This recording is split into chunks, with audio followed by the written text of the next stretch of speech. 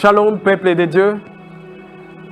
Heureux de savoir que vous êtes là en train de suivre cette émission. Votre émission à vous, les cieux diffusent les informations. Aujourd'hui, nous sommes là pour parler d'un sujet très capital qui va éclairer l'homme sur un point de vue très très important. Oh Lord, Alléluia, oh God Jesus. Le sujet que nous allons développer aujourd'hui a pour thème la création de l'homme. Comprenez, nous allons parler de comment l'homme a été créé. Une telle chose ne peut jamais provenir des pensées d'une personne, mais par contre de Dieu lui-même. Heureux nous sommes, nous, cette génération, je suis en train de préciser, nous sommes vraiment gracieux puisque Dieu est venu lui-même nous éclairer sur beaucoup de choses que ceux qui sont passés devant nous n'ont pas pu comprendre. Oui, il y a des gens qui ont prié plus que nous. Il y a des gens qui savaient gêner plus que nous. Mais quant à nous, c'est que les prophètes de cette nation, ceux qui sont passés avant nous, avaient prophétisé. Nous avons vu ces choses-là s'accomplir à notre époque.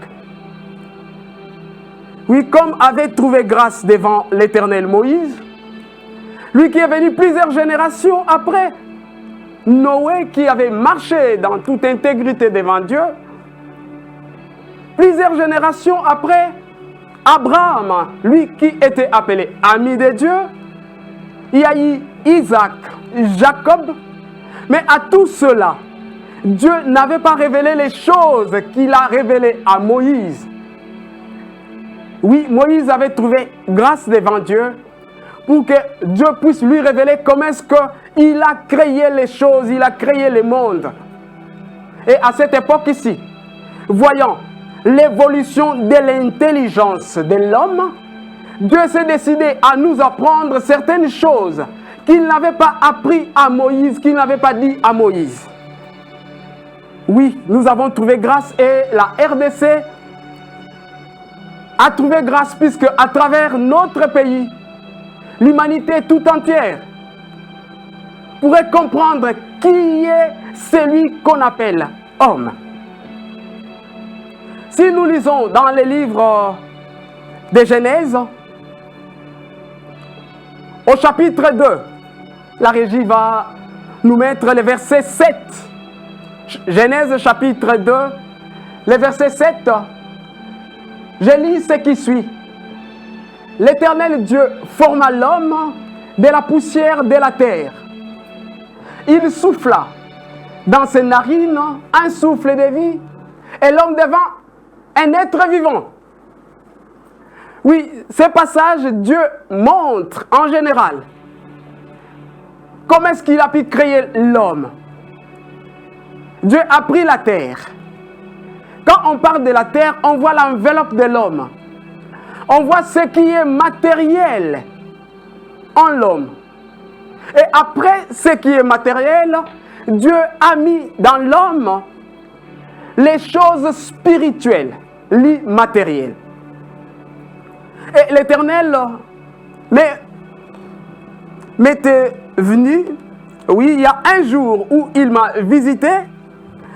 C'était en 2015 et il m'a dit, mon fils, je vais te montrer comment est-ce que j'ai créé l'homme. Et je créerai même avec ta main.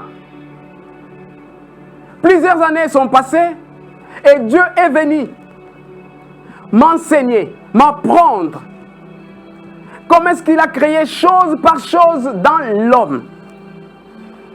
Et il m'a dit, j'ai créé l'homme en premier avec les choses matérielles. Ce qui est physique, c'est qu'on pourrait voir. Et après ces choses, j'ai mis dans l'homme les choses ou les compartiments immatériels de l'homme. Pour commencer, mon fils, tout ce que tu vois dans l'homme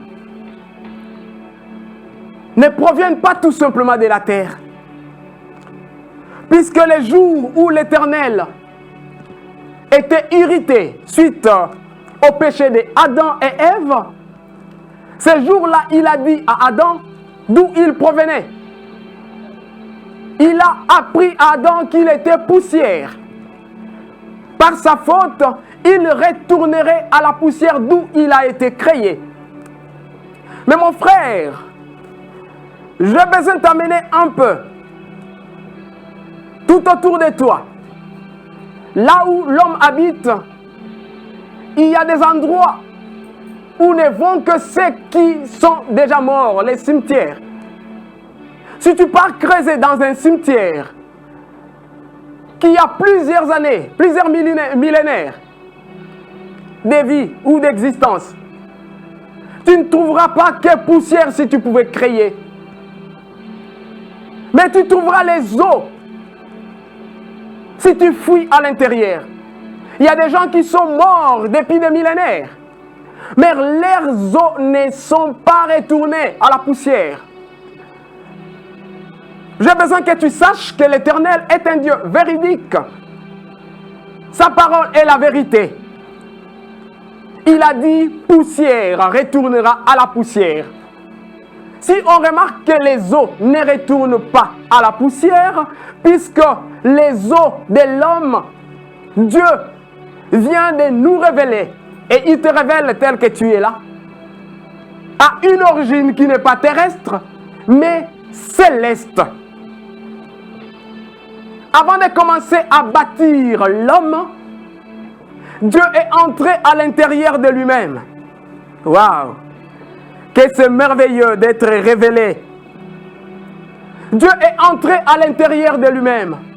Oui, tel nous chantons, tel nous le disons aussi, qu'il n'y a aucun mot ici sur terre qui peut définir la grandeur de Dieu. Oui, exactement. L'intérieur de Dieu, c'est tout un univers. Dieu est grand. À l'intérieur de Dieu, il y a un endroit que Dieu appelle Buntel Guerest El. La régie pourrait nous afficher l'orthographe.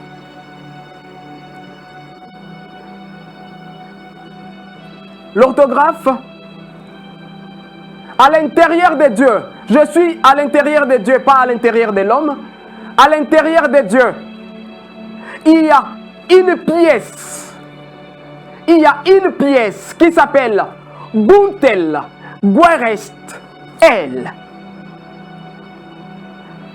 Le mot qui signifie la réserve de l'Éternel.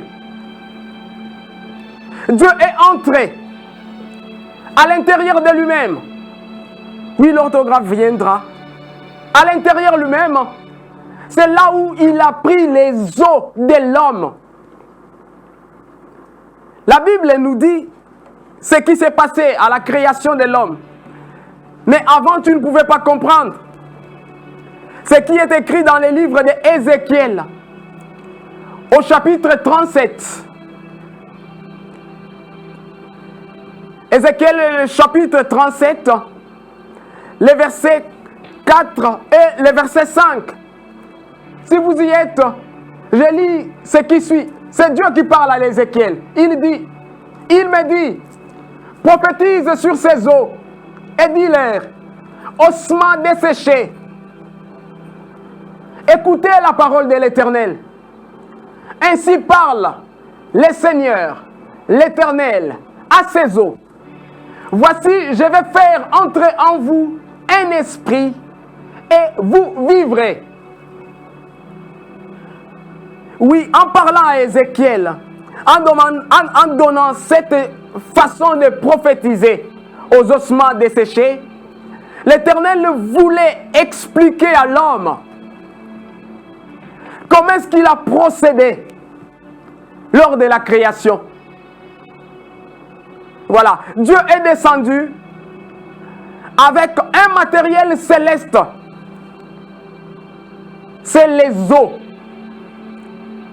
Les eaux d'Adam ne provenaient pas de la terre, mais ça provenait par contre des cieux.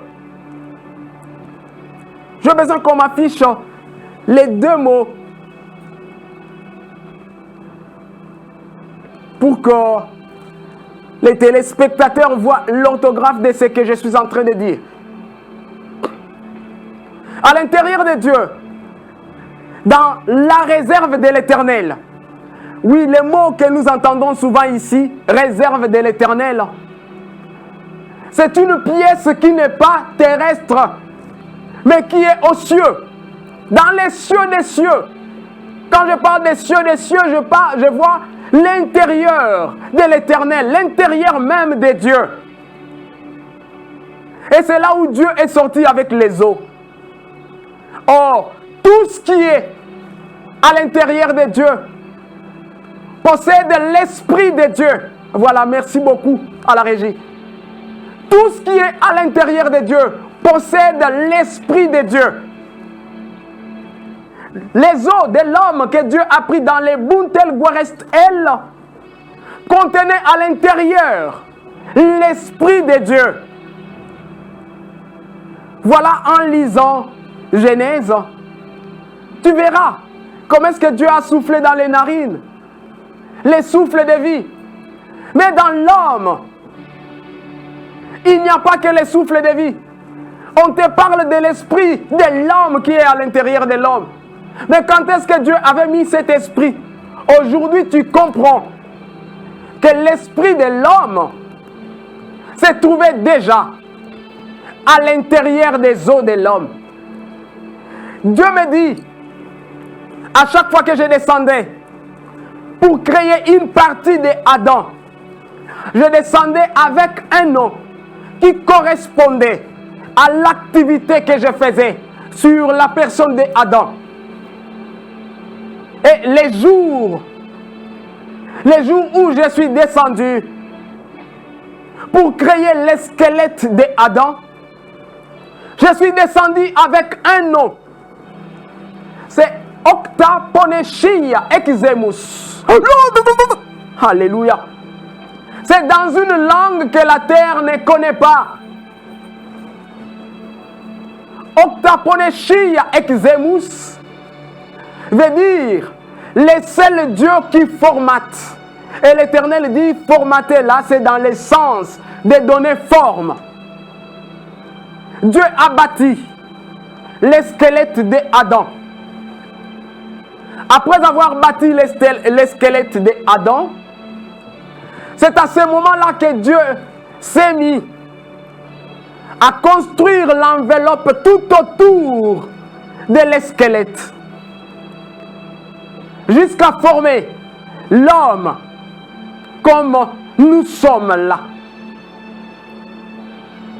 Et après avoir bâti l'homme, Dieu a fait encore quelque chose d'autre. Il a arrosé, l'Éternel a arrosé l'homme avec l'eau, à la manière d'un briquetier qui, après avoir fabriqué ses briques, arrose ses briques pour que ça sèche bien. Dieu m'a dit, j'avais arrosé l'homme. Et l'eau que je versais sur l'homme ne s'était pas desséchée. Cette eau-là était entrée à l'intérieur de l'homme. Oui, vous qui avez appris la biologie ou les sciences médicales, vous pouvez remarquer que l'eau occupe une grande partie de l'organisme de l'homme. Cette eau-là, c'est l'eau que Dieu a utilisée pour arroser l'homme. Il y a une autre chose dans l'enveloppe de l'homme. Oui, par ses enseignements, Dieu ne veut plus que l'homme puisse polémiquer sur lui-même. Dieu veut que l'homme comprenne clairement qui il est.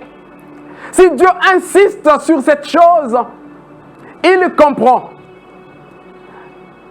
Ce que tu vois, toi petit, c'est la chose même qui a conduit l'humanité tout entière à souffrir jusqu'à présent. Dieu a besoin de te parler de ton sang.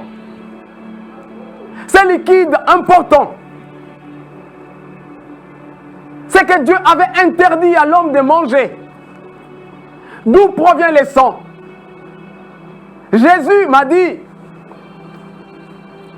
quand j'ai créé l'homme, j'avais mis dans ses veines du sang, mais le sang était encore en poudre. C'était une poudre que j'avais mis dans ses veines. Mais après l'arrosage, cette eau-là est entrée à l'intérieur des veines. C'est comme ça que le sang est devenu liquide. Toi qui as fait les sciences, toi qui connais le corps humain d'une manière scientifique, tu peux savoir, tu peux comprendre maintenant pourquoi le sang est un tissu, mais liquide. Oui, la grande partie dans le sang, c'est l'eau qu'on appelle les plasmas. Mais à l'intérieur de ces plasmas, il y a des cellules. Il y a des histoires solides qui baignent dans ces plasmas. Ce sont des cellules qu'on appelle des globules blancs, des globules rouges. Il y a même ce qu'on appelle des plaquettes. Il y a une organisation terrible à l'intérieur du sang. Toutes les cellules du sang, c'était la partie solide. C'est là où était la poudre. Et ce qui baigne, c'est dans lesquels, c'est liquide dans lesquels le sang baigne, provient de l'eau que Dieu a utilisée pour arroser l'homme. Alléluia. Tu peux comprendre maintenant pourquoi l'os ne retourne pas à la poussière, puisque n'étant pas d'origine terrestre. Tu peux comprendre maintenant pourquoi à l'intérieur de toi, il y a de l'eau, puisque tu y as été arrosé. Après être bâti par Dieu. Je bénis ce grand Dieu. Le Dieu qui a choisi cette génération. Tel il avait dit à Daniel, scelle ce livre jusqu'à l'époque où l'intelligence de l'homme grandira. Oui, ne néglige pas cette période et ne joue pas avec tes capacités intellectuelles, avec ton intelligence à toi. Veille bien à ton intelligence, puisque nous vivons une époque où le Saint-Esprit est à l'œuvre. C'est lui l'esprit de l'intelligence. Alléluia. Il ouvre l'intelligence de l'homme afin que l'homme puisse comprendre les choses qui étaient incompréhensibles pour ceux qui nous ont précédés. Ça, c'était le côté matériel. Après avoir bâti ce qui est matériel, l'Éternel nous dit, il a mis en nous des compartiments immatériels. C'est là où nous allons rentrer à l'intérieur de l'homme. Je vais demander à la régie de nous afficher l'image de l'intérieur de l'homme. Cette image, c'était affiché à l'émission passée. Mais cette fois, nous revenons pour parler avec beaucoup de précision de chacun des compartiments que nous puissions trouver. Quand Dieu a créé l'homme, il a soufflé dans ses narines le souffle de vie. Et le souffle de vie est venu s'installer dans le sang.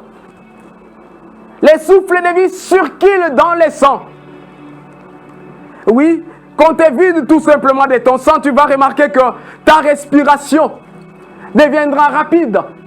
Puisque tu as moins de cellules sanguines et tu vas faire des efforts pour compenser l'oxygène.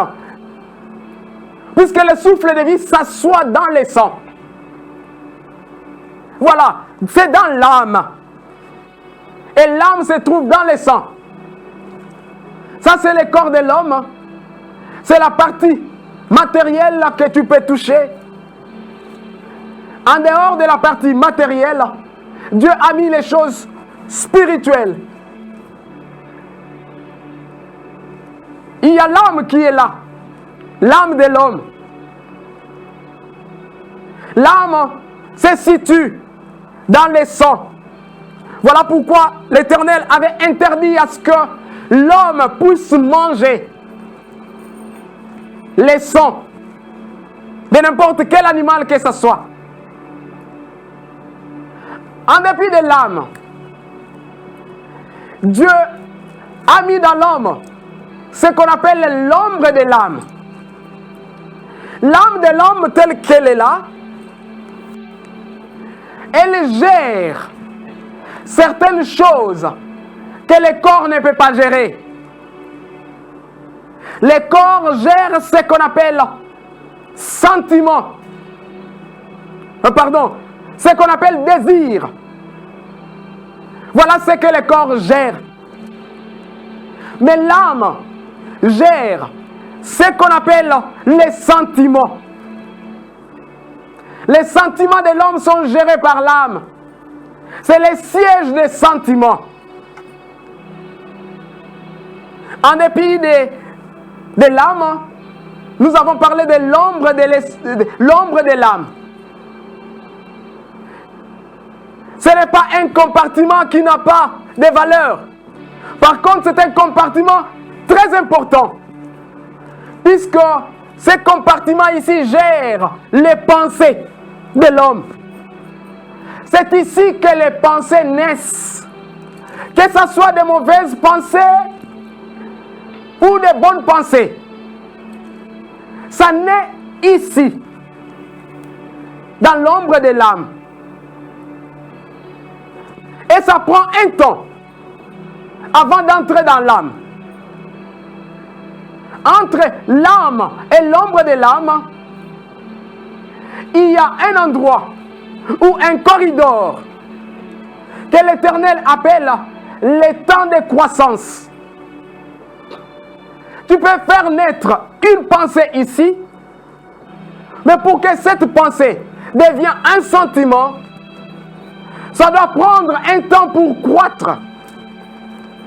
Pendant ce moment, celui qui est avisé a la capacité d'avorter une mauvaise pensée. Mais celui qui est déterminé à faire le mal peut faire progresser cette pensée et la pensée ne restera pas fixe, ça grandit. Dès que ça entre dans l'âme, ça devient un sentiment. Avant d'entrer dans l'âme, il y a un endroit que l'Éternel appelle les points d'orientation. Dans les points d'orientation, à cet endroit-là, c'est ce qu'on appelle le libre arbitre. Quand tu parles de libre arbitre, quand tu lis dans la Bible, on te parle de libre arbitre. Aujourd'hui, tu vas comprendre c'est quoi le libre arbitre. Le point de libre arbitre, c'est le point d'orientation. Ce point-là se trouve entre l'ombre de l'âme et l'âme. C'est à ce niveau-là que l'homme peut se décider de faire quelque chose puisque ça lui semble bon, ou de rejeter une chose puisque ça lui semble mauvais. Alléluia. Je te dis merci Jésus. Lord Jesus. Je te dis merci Père. Merci de nous apprendre ces choses. Pourquoi Dieu t'apprend ces choses ici? Puisqu'un péché qui naît à toi, qui est encore au niveau de l'ombre de l'âme, ce qui veut dire, c'est encore au niveau de ta pensée, peut être facilement vaincu. Que quand ce péché-là entre dans ton âme, puisque ça quitte la pensée, dans ton âme, ça vient maintenant un sentiment. À partir de l'âme, tu peux aussi gérer, très très bien gérer, un problème. Oui, un péché qui est encore dans ton âme, comme sentiment, peut être maîtrisé ou avorter facilement que quand ces péchés-là quittent l'âme et entrent dans la chair. Puisque quand les péchés quittent l'âme et que ça se déverse dans la chair, ce n'est plus le sentiment, ça devient maintenant un désir que tu as beaucoup plus de mal à maîtriser. Si l'âme se trouve dans le sang, l'ombre de l'âme se trouve dans la partie charnelle du cœur. Avorte le péché. Quand ça naît, avorte le péché. Quand c'est encore pensé. Dieu m'a dit, il est facile qu'un homme ne puisse pas pécher. Alléluia. Il est facile de vivre sans péché que de combattre ou de quitter un péché. Avant que tu sois emprisonné dans ton péché-là, tâche à avorter ce péché pendant sa naissance. Déracine ce péché-là pendant sa naissance. Donc, au niveau de l'ombre de l'âme. Oui, le Seigneur dit, c'est lui qui regarde la femme d'autrui avec intention, avec une mauvaise intention, a déjà commis l'adultère avec cette femme. Quand tu regardes et que tu restes, tu nourris ta pensée là et tes regards. Voilà là où tu tomberas dans les péchés. Mais si ça vient, tu te bats, tu les chasses. Ce que tu as eu là comme pensée ne va pas progresser jusqu'à devenir un péché, puisque tu l'as chassé. Alléluia. Nous avons vu que dans l'homme, il y a un esprit que Dieu a appelé l'esprit de l'homme. L'esprit de l'homme se trouve dans les eaux. L'esprit de l'homme ici, ce n'est pas le Saint-Esprit. La fois passée, j'ai expliqué ce que l'Éternel nous a révélé. En Dieu, il y a Père, Fils et Saint-Esprit. Le Fils et le Saint-Esprit se trouvent dans le corps du Père. Avant qu'une personne naisse, avant qu'une personne soit conçue dans le ventre de sa maman, il est d'abord en Dieu étant esprit. Il est dans le Père, à l'intérieur du corps du Père, mais précisément dans l'esprit du Père.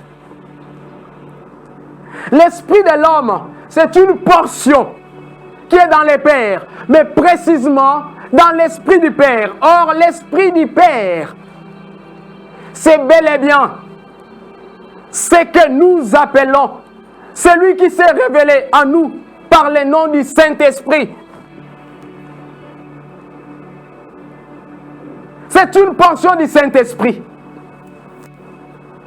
Et voilà pourquoi, quand une personne reçoit Jésus comme Seigneur et Sauveur, il est baptisé, il reçoit l'infusion du Saint-Esprit. Le Saint-Esprit vient, il s'attache à l'esprit de l'homme. Et cette fois-ci, la personne peut contenir la plénitude de l'Esprit de Dieu à l'intérieur de lui.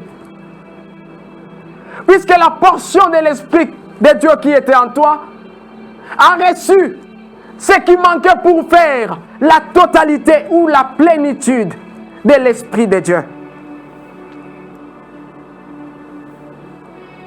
L'esprit de l'homme, à l'intérieur de l'homme, ne communique pas directement avec l'âme. L'esprit de l'homme communique directement avec l'ombre de l'âme. Oui, quand Dieu te parle, des fois, tu as l'impression que ce sont tes pensées. Puisque l'esprit que Dieu a mis en toi communique avec la partie où naissent tes pensées à toi. Si tu te laisses influencer par l'esprit, tu verras qu'à l'intérieur de toi, tu produiras l'autre. Alléluia. Que les pensées qui se réaliseront, puisque ça sera non pas les pensées d'un homme, mais les pensées divines. Ça sera ce qu'on appelle inspiration. C'est quand l'homme s'est exploité à partir de l'ombre de son âme, les informations qui viennent de son esprit.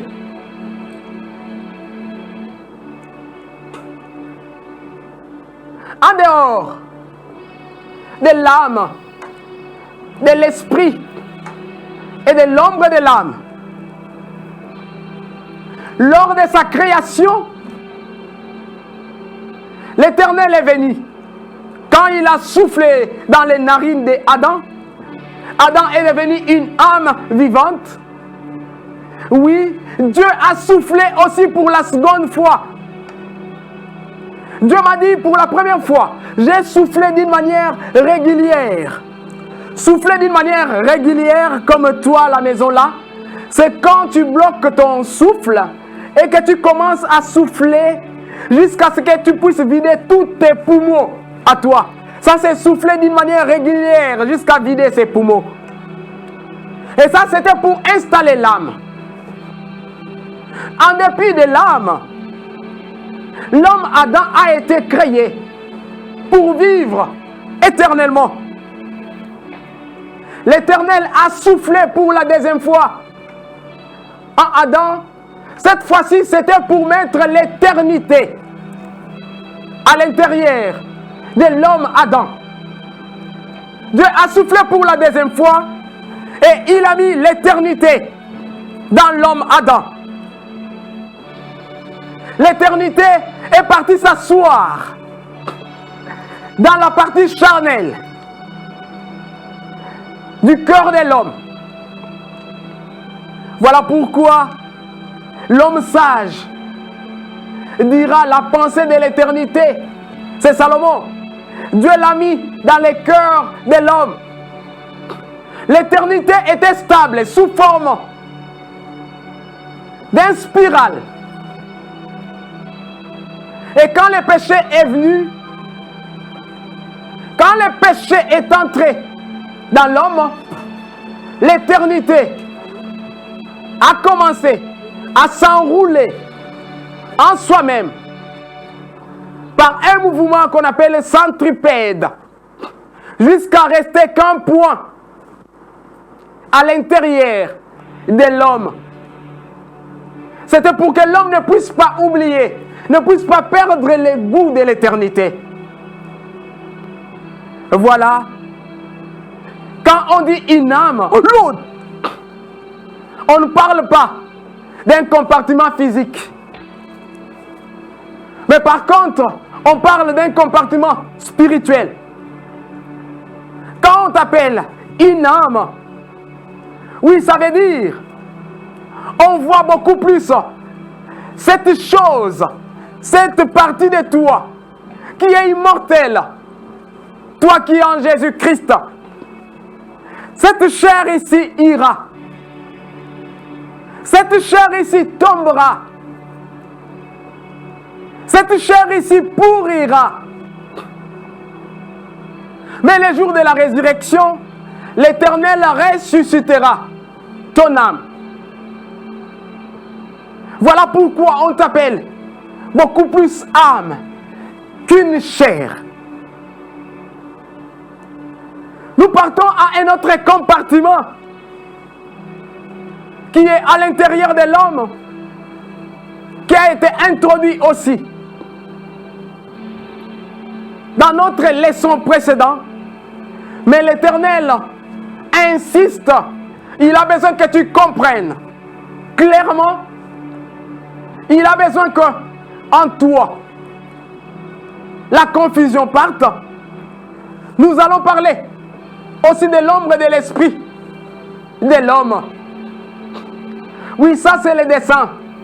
Ça ne veut pas dire que l'ombre de l'esprit de l'homme. Ok?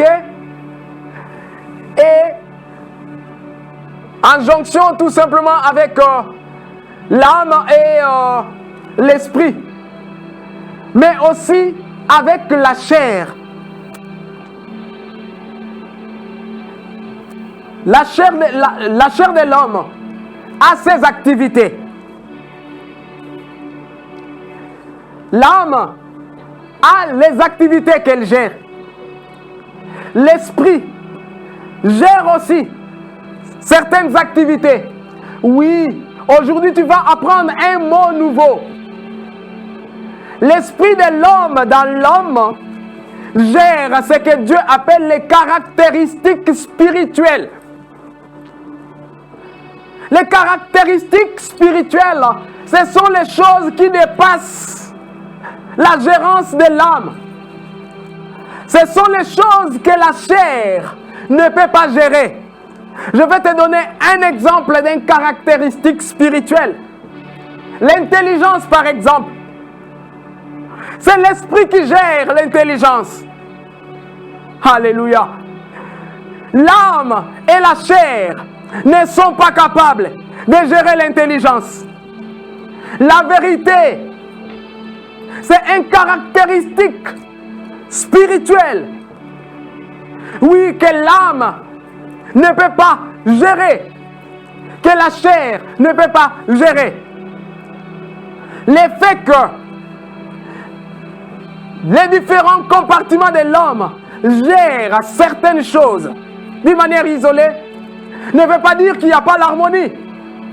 Mais par contre, il y a une organisation terrible. Oui, il n'y a pas un pays qui soit organisé, qui soit très organisé, plus que les corps humains. Il n'y a pas un pays, quel que soit lequel, il n'y a pas une puissance qui soit très informée comme les corps humains. Va voir ce qui se passe dans le sang.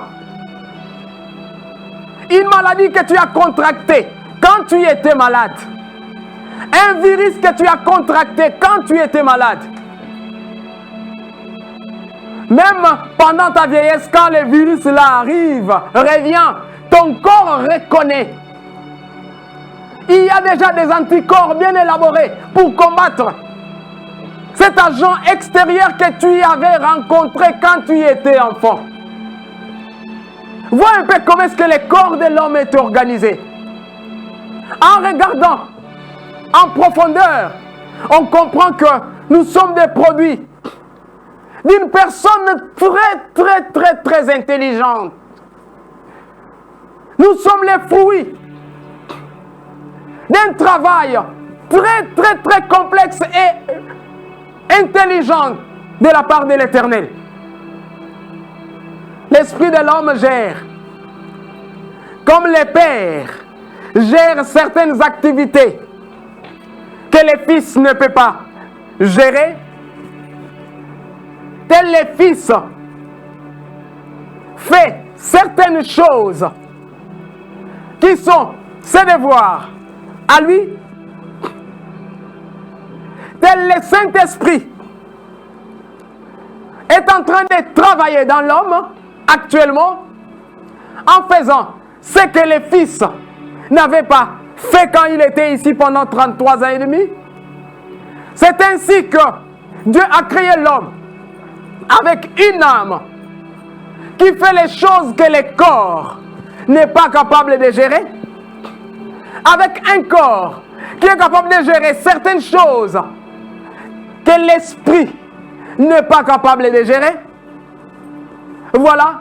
Et Dieu a mis dans l'homme l'esprit pour gérer certaines choses qui dépassent en grandeur, en complexité. c'est que la chair et l'âme peuvent gérer. Tel Dieu est, ainsi il a créé l'homme.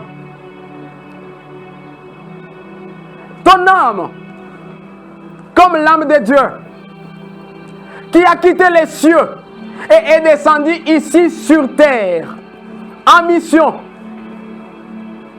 Quand tu dors, ton âme sort aussi de toi.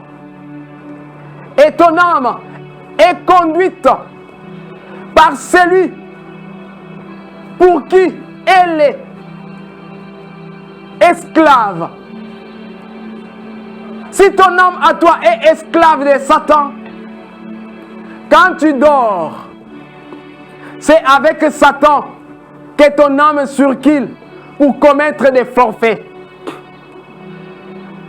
Mais tu restes au-dedans de toi, tu continues à respirer. Ce qui maintient ta respiration au-dedans de toi n'est rien d'autre que l'ombre de l'esprit. Ton esprit à toi, à chaque fois que tu dors, Dieu ne dort pas. Ton enveloppe physique n'est pas capable de bloquer Dieu. Ton esprit à toi sort. Et ça retourne au Père. Toi qui es devenu adepte du diable, ne crois pas à ce que le diable te dit. Que ton esprit se trouve entre ses mains. Personne ne peut cerner Dieu. Dieu m'a dit, en allant te présenter comme étant esclave du diable, tu donnes la possibilité au diable de calquer ton esprit. Il est avec un vrai faux. Oui, au Congo, on les appelle les bikoro. Comme quelqu'un qui fabrique un contrefacteur qui fabrique une mauvaise monnaie. Qui peut passer aussi pendant la nuit comme étant une bonne. Mais quand tu dors, ton esprit sort, ton âme à toi sort, mais tu continues à respirer. Et tu continues à respirer grâce à l'ombre de ton esprit. C'est pareil avec toute personne qui se trouve au coma. Pendant que tu es en train de passer le temps au coma, ton esprit et ton âme se trouvent entre les mains de Dieu. S'il se décide à ce que tu vives, s'il se décide à ce que tu vives, il remet ton esprit. Et ton esprit va rencontrer ton âme. Mais si Dieu dit, c'est fini pour toi, c'est l'ombre de ton esprit qu'il retire. Aujourd'hui, tu comprends l'intérieur de l'homme, ton intérieur à toi, d'où proviennent certaines choses à l'intérieur de toi. Puisque Dieu a voulu à ce que tu le comprennes. Fais-en bon usage. Pour la gloire de Dieu. Et que personne d'autre, ne te trompe sur toi-même. Aujourd'hui, tu peux chanter I know who I am, je sais qui je suis. Puisque tu connais ton origine. Je vous en remercie. À nous revoir au prochain numéro de cette émission qui a pour titre Les cieux diffusent les informations.